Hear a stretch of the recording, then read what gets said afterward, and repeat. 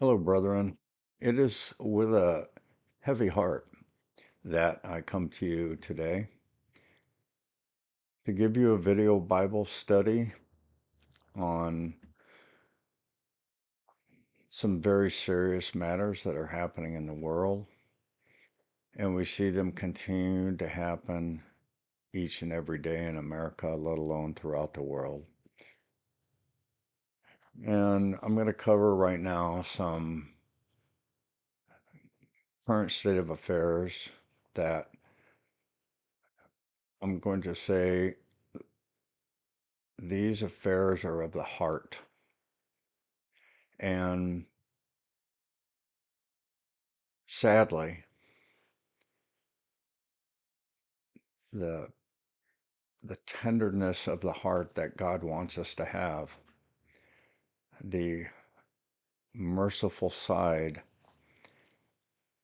of who and what we are and what mankind should be, humble, contrite, meek, are so missing in today's society. And I'm going to cover four um, murders that have happened recently, or four incidents, but resulting in the murders of Americans that to me have kind of brought it all home. And the one that just happened, the murder, the assassination of Charlie Kirk, um, really brought this to a head for me. And I'm going to say, sadly, all of us to some degree, because these things happen so often throughout American cities. And I'll just stick with America right now. They happen in every large American city. Murders happen almost on a, or they do happen on a daily basis.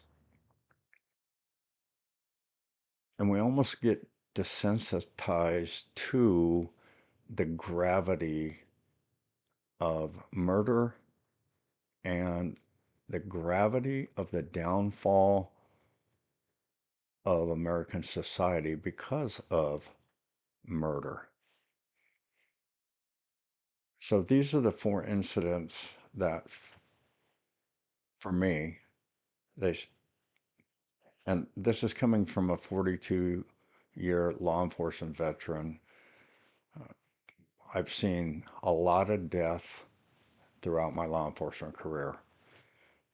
I I think I've mentioned this before, but I'll mention it here too to show you my experience. I handled over 300 coroner's cases as I was a deputy sheriff slash coroner for a law enforcement agency, a sheriff's department. And having handled over 300 death cases, I've seen all manner of death from all causes. And to a certain degree, maybe it was a protective thing within me, but I was desensitized to death. And maybe it's something I needed to do to just do my job on a daily basis.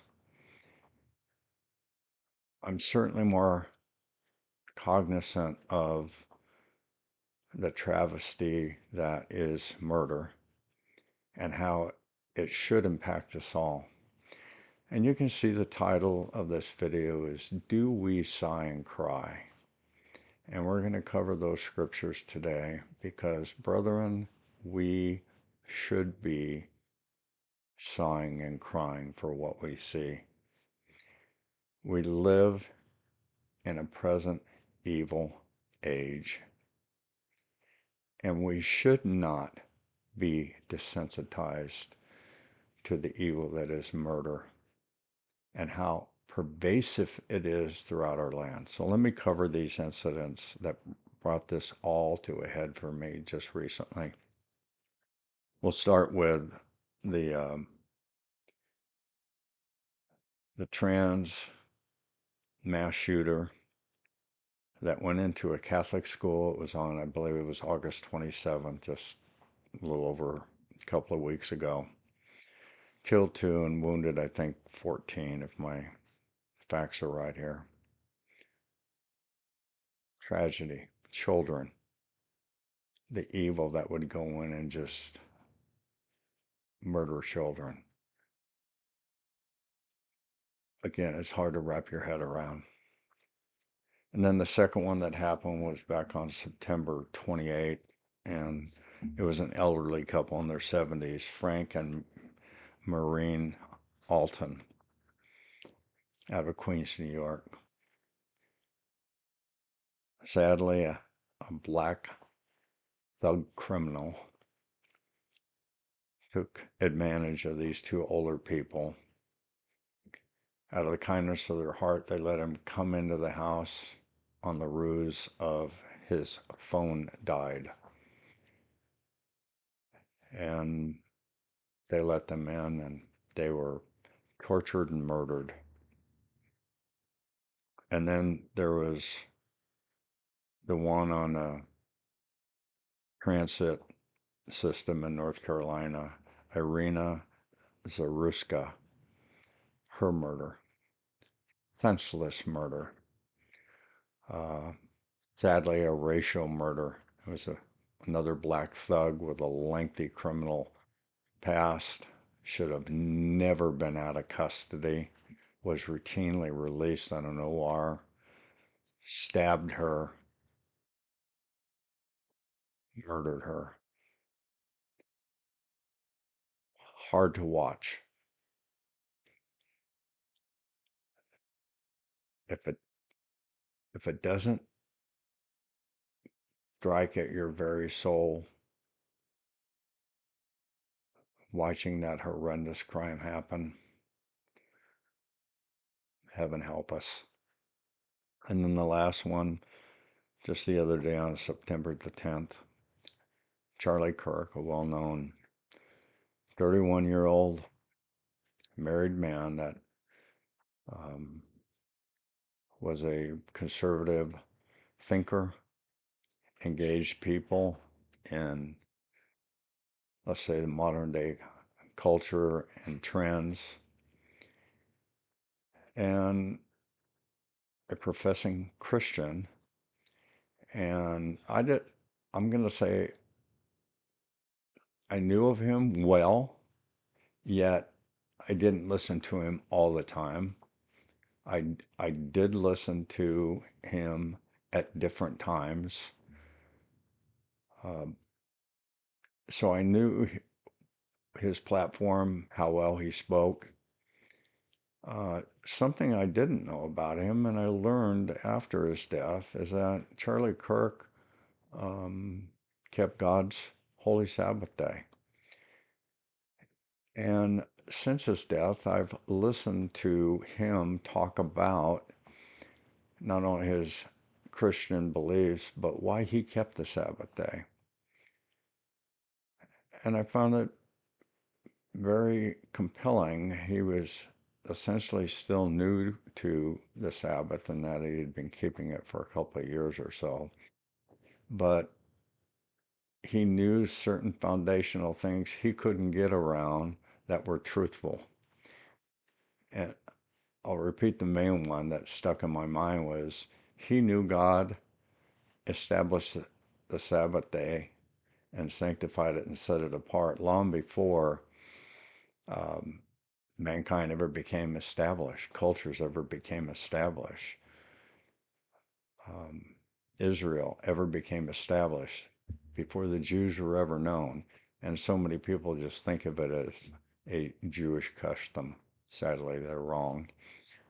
But he started keeping the Sabbath, and I thought, what a blessing that was for him to do that and leave that actually as a legacy to um, Christians as a whole, understanding that it was a sign between God and mankind, the Sabbath day. What I what I want to highlight here is One, in this Bible study, we should not ever allow ourselves to be desensitized to murder. We, we should be ravaged in our heart when we see murders. And make no mistake, I'll lay out today, no murder will ever enter the kingdom of God. Let's say an unrepentant murderer. And God considers it very serious, and we're going to look at that today. And then, brethren, do we sigh and cry? And we're going to cover those scriptures. All right, let's start out in John 8 and verse 44. John 8 and verse 44, which reads, "You are of your father the devil, and you want to do the desires of your father. He, Satan, was a murderer from the beginning, and does not stand in the truth, because there is no truth in him. Whenever he speaks a lie, he speaks from his own nature, for he is a liar and the father of lies." That's Satan's nature. And I might say it is the nature of certain human beings. They have no problem lying, and you'll see God hates a liar. And God hates murder, the innocent taking of blood. All right, let's look at Proverbs 6.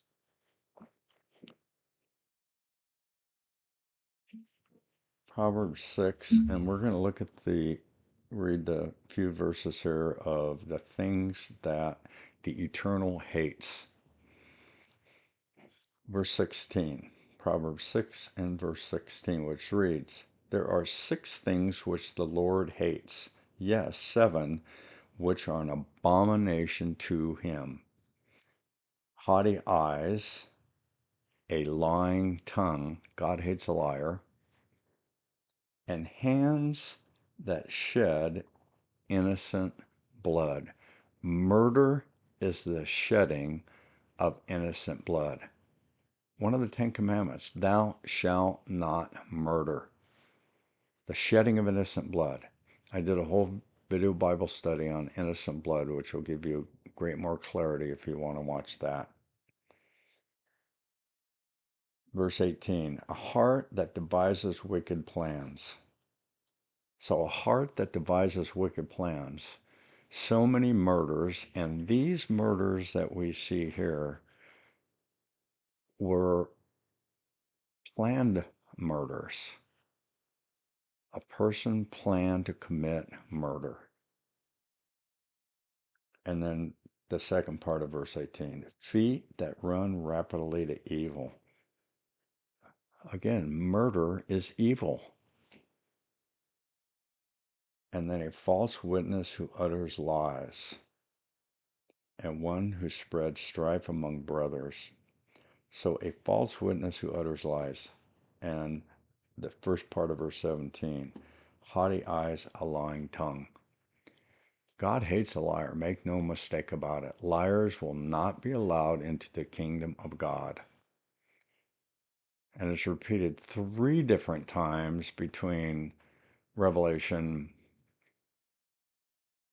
20 and Revelation 22. 3 different times that liars are not going to be in the kingdom of God. All right. So God hates the shedding of innocent blood, which is murder. All right, let's look at Ezekiel 9. Ezekiel 9. And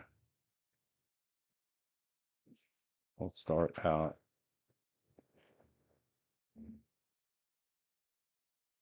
Let's start out in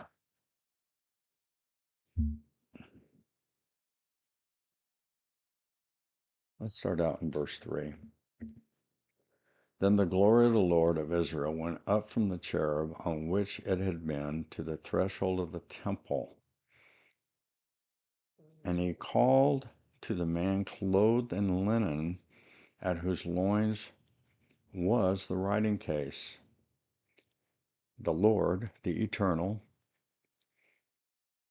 who later became Jesus Christ, said, "Go through the midst of the city, even through the midst of Jerusalem, and put a mark on the foreheads of the men who sigh and groan, or sigh and cry, over all the abominations which are being committed in its midst."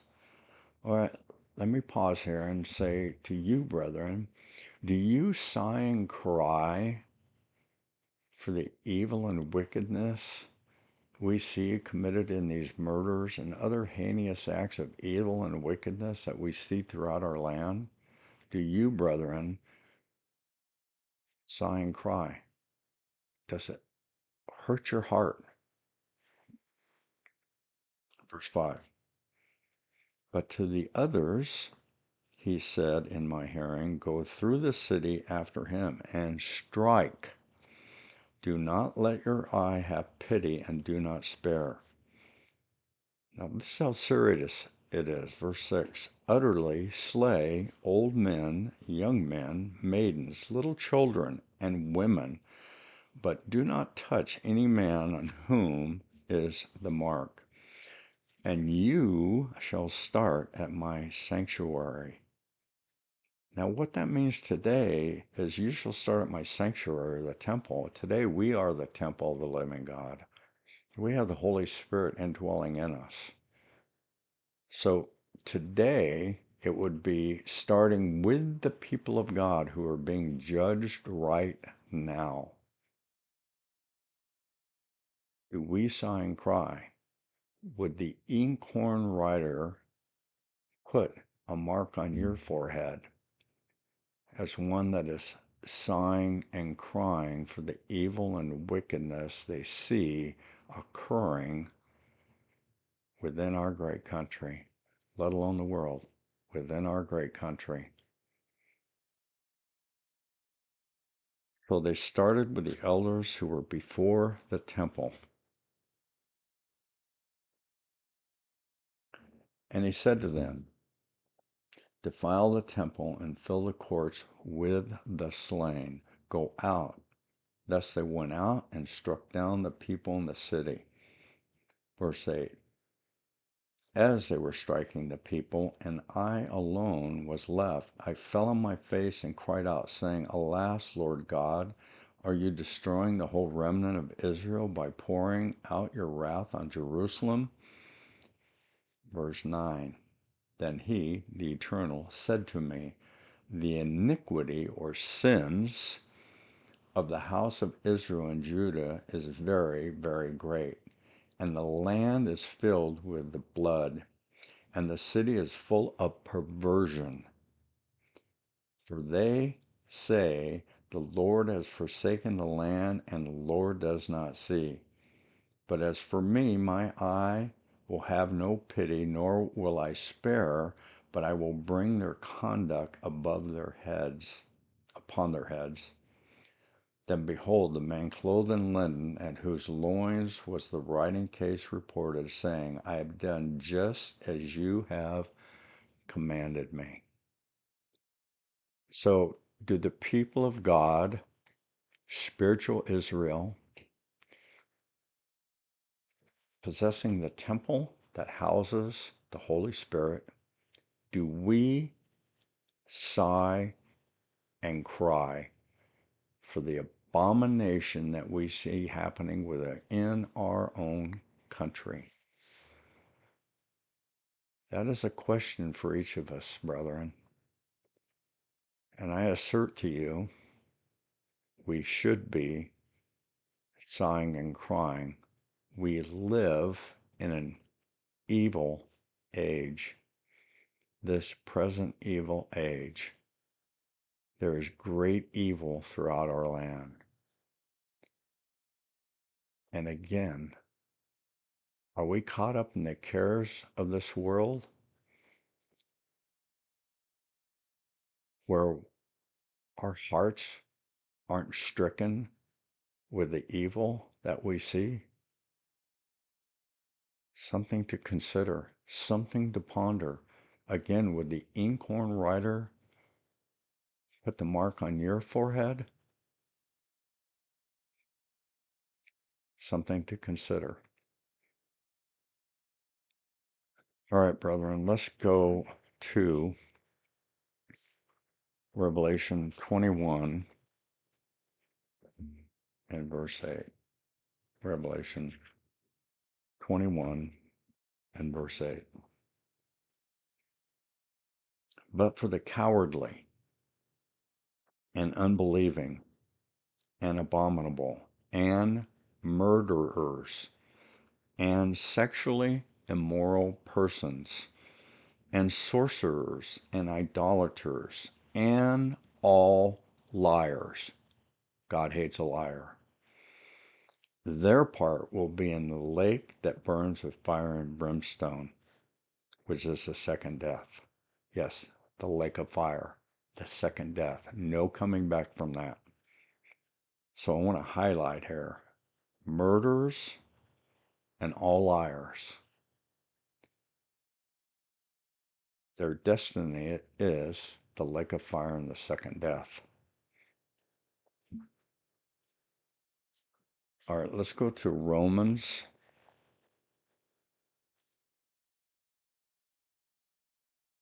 Romans chapter 1.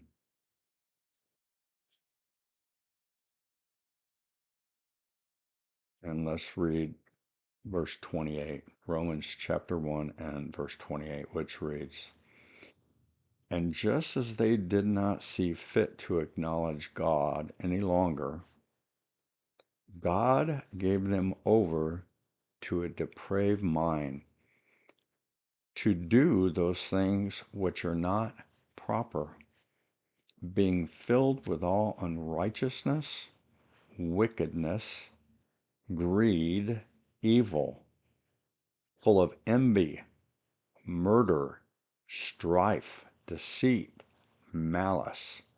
They are gossips, slanderers, haters of God, insolent, arrogant, boastful, inventors of evil, disobedient to parents, without understanding, untrustworthy, unloving, unmerciful. And although they know the ordinance of God, that those who practice such things are worthy of death, they not only do the same, but also give hearty approval to those who practice them. Let those 5 verses, soak in. And I would say even pause this video and in your Bible, read those again to yourself and then meditate on those. Those are very powerful, strong words. And remember, none of the category of people we just read are going to be allowed in God's kingdom. No way, shape, or form. Evil and wickedness has a destination, the lake of fire, the second death. No coming back from that. All right, let's go to 1 Timothy.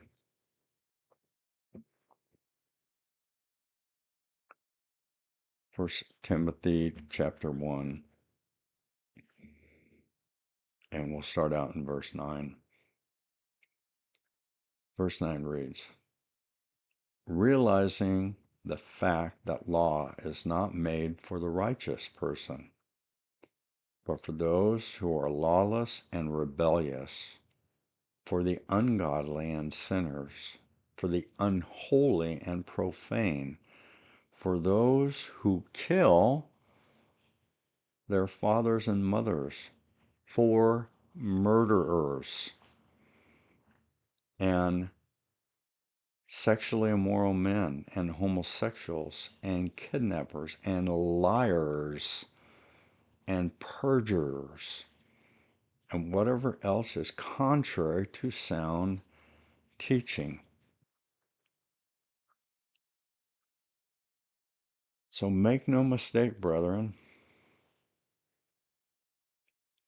murderers, again, and I might say because we've seen it several times now, sexually immoral, homosexuals, you might say all sexual immorality, and liars have a destination, the lake of fire, the second death. All right, let's go to Revelation 22.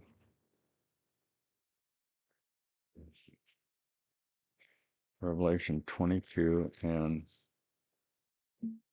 verse 15,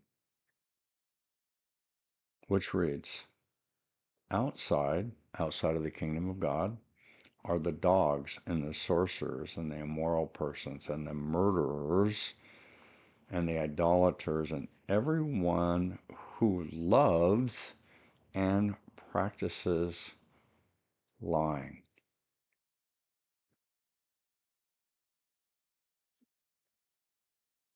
I think you can see from those verses that God is serious with the destination of certain people that commit certain offenses, murderers. But make no mistake, God hates a liar. We started out with what was the nature of Satan? He was a liar and a murderer from the beginning. All right, a few last scriptures here. Let's go to Malachi.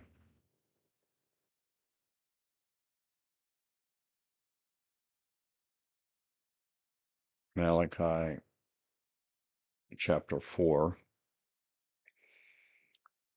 and we're going to start out in verse 1. Malachi chapter 4 and verse 1, which reads, For behold, the day is coming, still in our future, burning like a furnace, and all the arrogant and every evil doer will be chaff.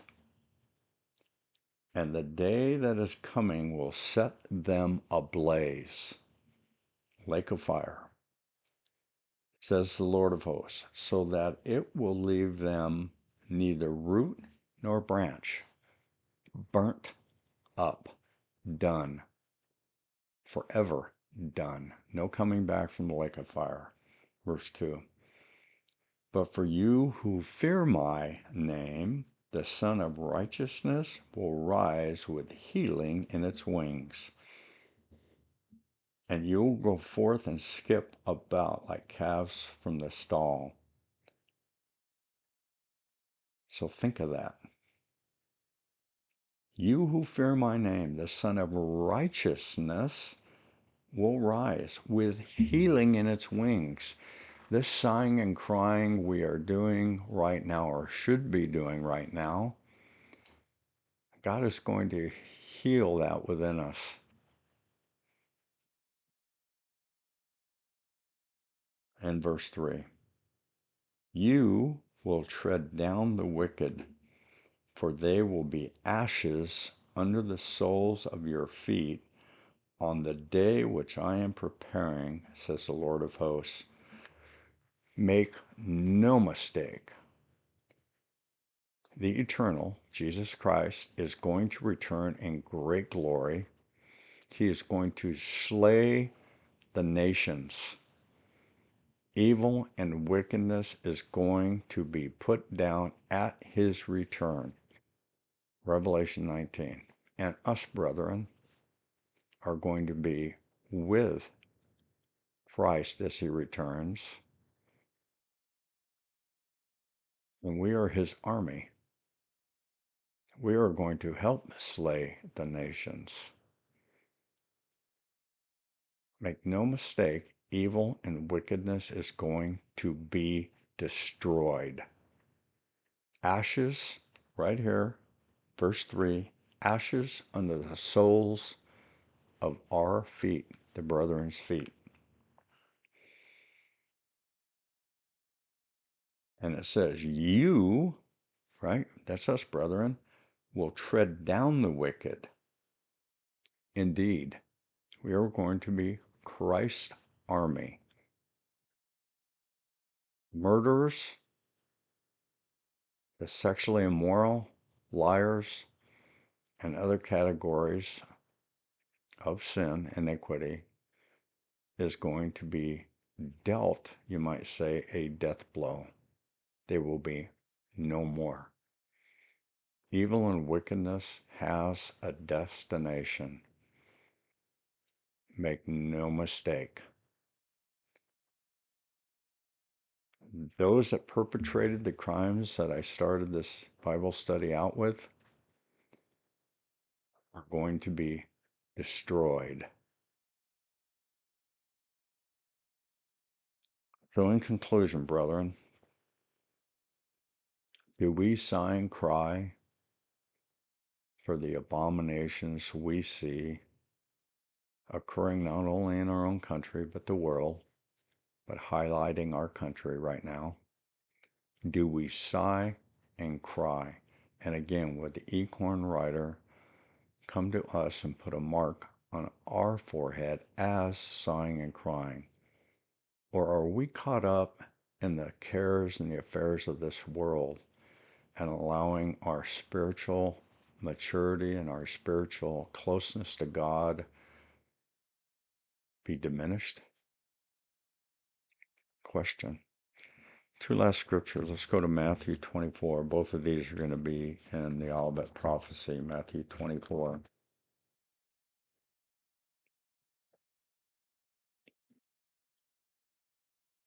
And we're going to start out in Matthew 24 and verse 37.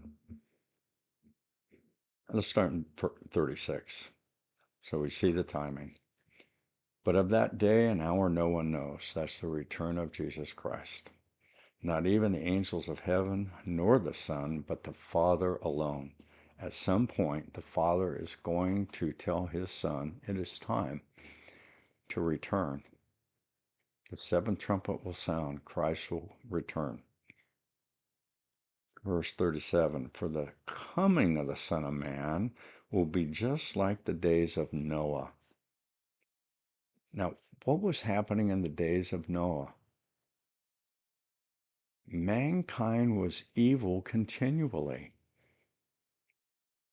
And I assert to you, that is where we're living right now. There is great evil and wickedness within mankind. Verse 38. For as in those days before the flood, they were eating and drinking, marrying and giving in marriage until the day that Noah entered the ark. And this is cautionary for us. So these people are just going about their lives. There's evil continually in the days of Noah. But what were the people doing just before the flood? They were eating and drinking, making merry, marrying and giving in marriage. Life going on as normal, thinking that life was just going to keep going on. Don't get caught up in that. It is not going to keep going on. This present evil age is drawing to a close. Pay attention. Don't let your spiritual life lag at all. This is the time to stir up the power of the Holy Spirit within you and get more zealous for God and his Son, Jesus Christ. So verse 38 again, for as in those days before the flood, same time we're living in right now, we are essentially before the great wrath of God Almighty. They were eating and drinking, marrying and giving in marriage until the day that Noah entered the ark.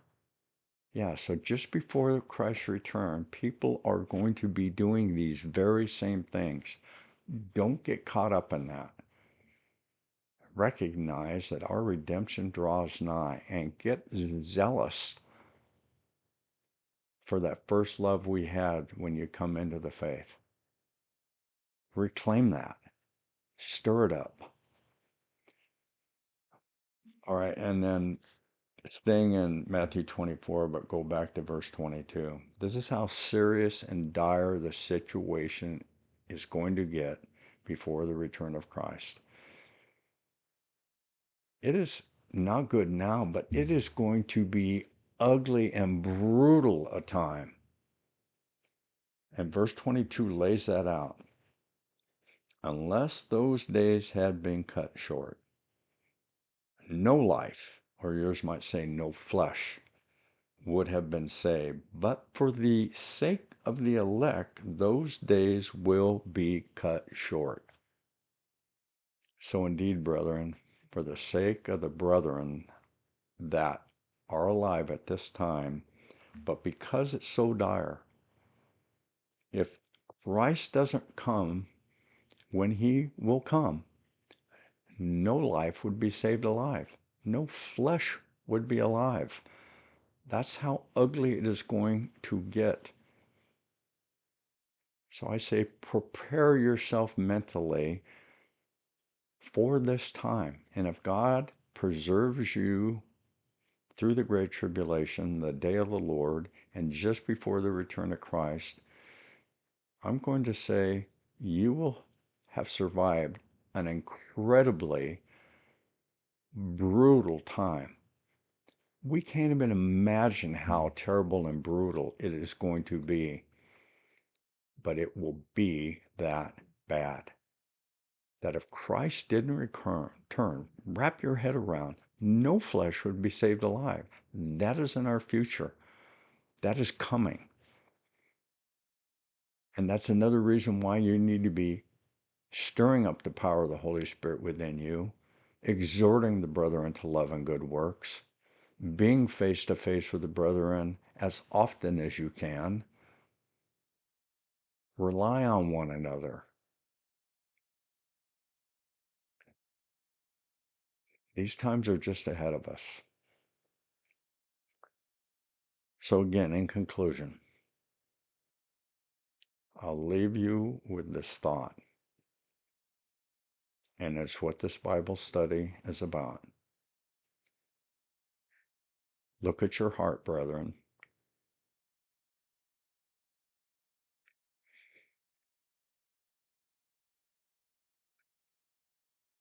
Do you